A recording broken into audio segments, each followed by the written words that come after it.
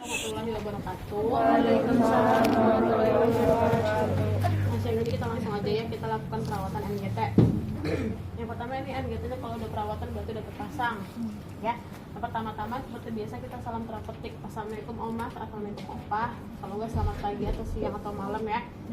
Saya dengan perawat Mustika yang berdinas pada pagi hari ini dari pukul 2 sampai jam 8 malam. Bagaimana Oma keadaannya siang ini gitu? Oh baik, atau gimana, bisa sebutin enggak Mas? Masih ingat namanya siapa? Kalau sama Opa yang tak ditakutkan adalah dia lupa. Tapi kalau misalkan dia masih pakai gelang kayu di rumah sakit, kita sambil kita tanya sama Opa namanya siapa, tanggal lahirnya berapa, kita catatkan dengan gelangnya. Tapi kalau di panti biasanya nggak ada gelang, ya kan? Kalian tanya namanya, kalau dia masih ingat, Oma namanya siapa, umurnya udah berapa, mungkin dia lupa umur. Tapi kita tanya juga, Kak, Oma lagi di kamar di kamar apa nih namanya, gitu ya.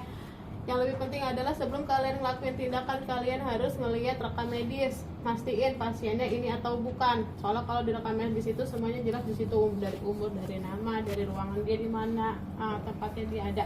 Nah, habis itu kita kontak program. Oma, pagi ini saya akan melakukan perawatan selang NGT atau selang untuk Oma makan yang lagi tersambung dari hidung sampai lambung ya Oma ya. Apakah Oma bersedia? Bersedia. Kalau bersedia kita rapin alatnya, rapin alat, kita cuci tangan, tutup sampiran, pasang handuk di dada Omanya. Oma kita pasangin handuk ya biar gak kotor bajunya. Nah habis itu kita pakai handscoon. Habis pakai handscoon yang pertama adalah kita lihat nih sebelum kita ngelakuin perawatan NGT, masukin makanannya, kita lihat dulu, cek dulu nih selangnya itu masih nggak ada di lambung.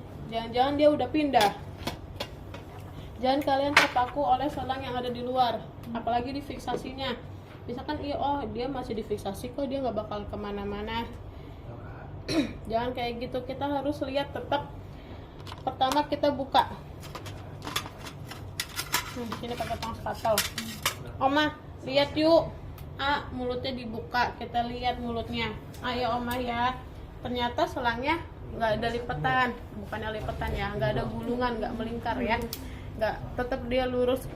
Nah kemudian kita lihat lagi untuk pengecekan yang lain itu ada kita ngecek yang pakai pemasangan NGT. Kalian tahu kan kita cek menggunakan udara.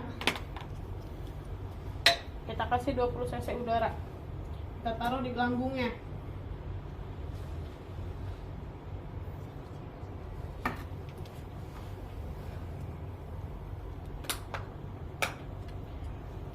Oma, saya akan kasih udara dulu ya Oma ya.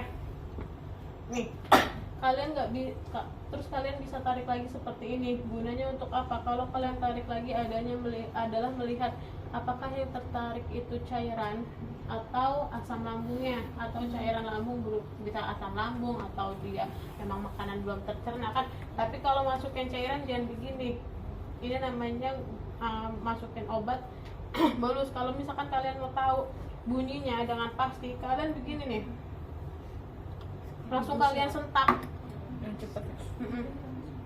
gitu, itu nanti kedengeran suaranya. Kalau dia masuk ke lambung berarti kayak ada bunyi blebek ya kan. Kalau dia nggak masuk ke lambung, dia bunyinya pos gitu, bahkan nggak ada bunyi biasanya. Untuk yang lainnya bisa kalian taruh di kom, deketin kom yang isinya air panas, kalian masukin ya gitu. Terus habis itu udah selesai nih, kita klaim lagi. Habis itu kan kalian kasih makan. Sebelum kalian kasih makan, kalian pastiin di selangnya itu nih, di selang-selang sini nih, ada nggak dia keluar semacam cairan residu. Kalau misalkan ada nih selang cairannya ada keluar residu, kalian buka, kalian alirin. Jangan pernah kalian sedot pakai spuit. Mana nih bengkoknya? Kalian alirin sampai dia benar-benar keluar dengan sendirinya. Jangan kalian sedot menggunakan spuit, biarin aja dia selesai sendiri kok nanti. Kalau misalkan emang harus selesai, dia selesai sendiri, gak usah kalian tarik. Kalau misalkan nanti Berarti nunggu sampai berhenti ya? ya nunggu sampai berhenti, mau itu ada cairan muntahan atau darah, biarin dia sampai berhenti.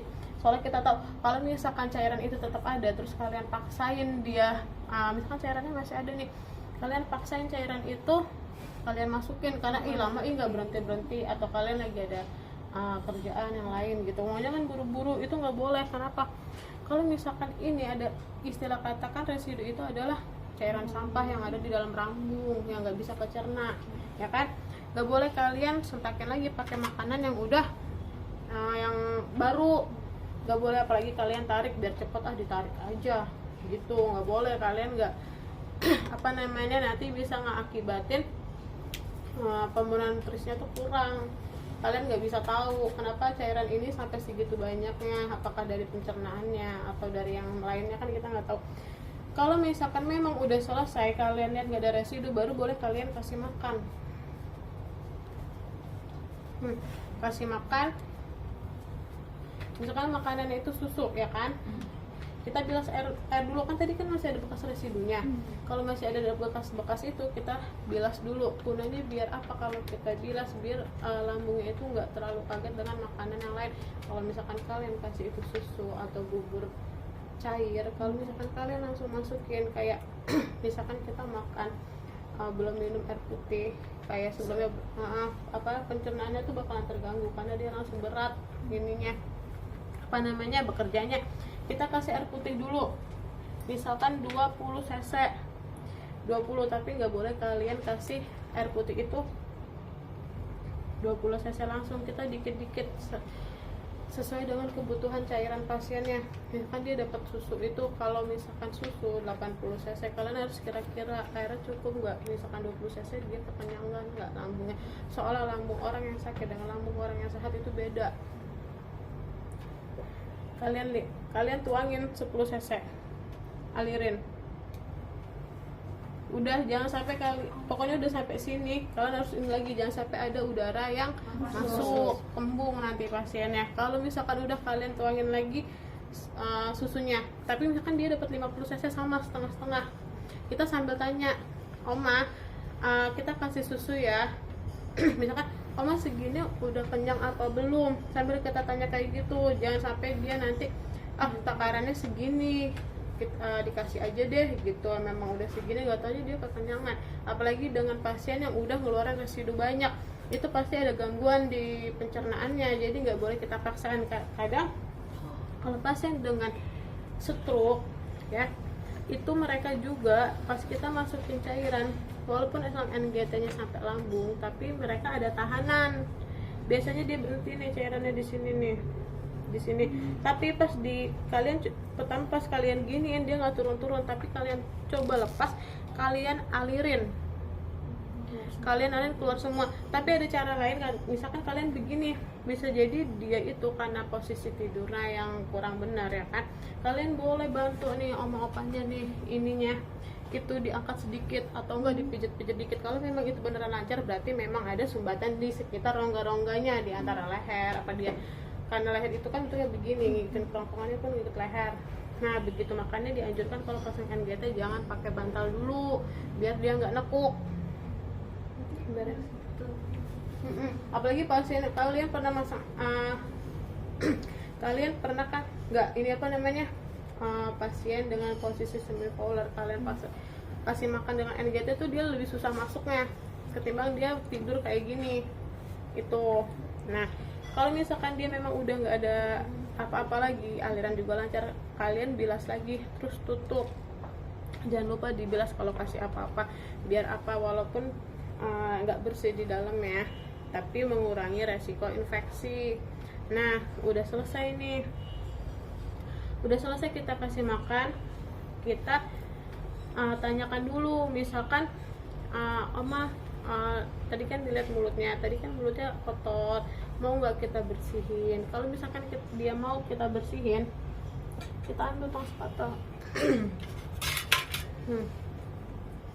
kita kasih air panas sedikit, terus bersihin. Kayak kalian sikat gigi aja dari sini nih ke sini sama lidahnya, jangan lupa kalian bersihin. Itu gunanya biar apa? Kalau apa namanya, pasien dengan terpasang NGT walaupun dia nggak makan, tapi infeksi di mulutnya itu juga tinggi. Soalnya kan ada kuman-kuman gigi ya kan, kalau nggak kalian bersihin, apalagi orang dengan NGT dia bed rest total, itu tuh di sini udah lendir-lendir banyak, pasti di situ pasti sariawan mulutnya kalau nggak pecah-pecah mulutnya walaupun dia nggak makan juga.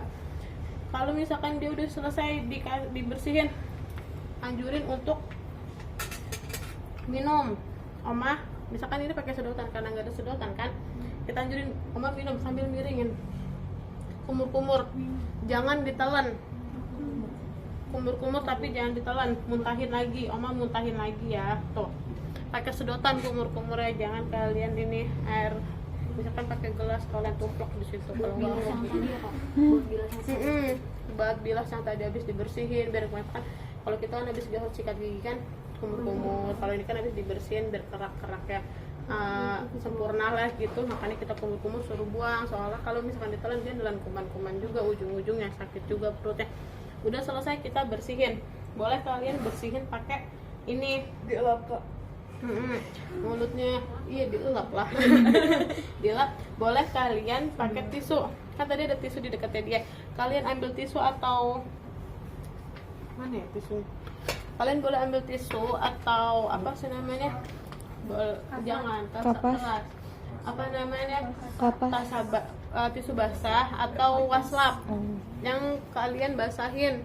Kalau misalkan kalian mau pakai kapas, pakai kapas sublimat yang bulat-bulat. Kalau kapas dia rentan untuk nempel. Kalian bersihin deh nih hidungnya pelan-pelan, sama kalian ganti ini fiksasi selang NGT-nya. Kalian ganti juga. Kalian lepas apa namanya, mikropor yang lama, kalian pasang yang baru. Biar apa? Kalau misalkan mikropor itu nggak kalian ganti, nanti dia terlalu lama nempel di kulit. Pas dilepas itu susah pertama, ya kan? Iya. Setelah itu kalau udah lama juga dia bisa ngakibatin iritasi.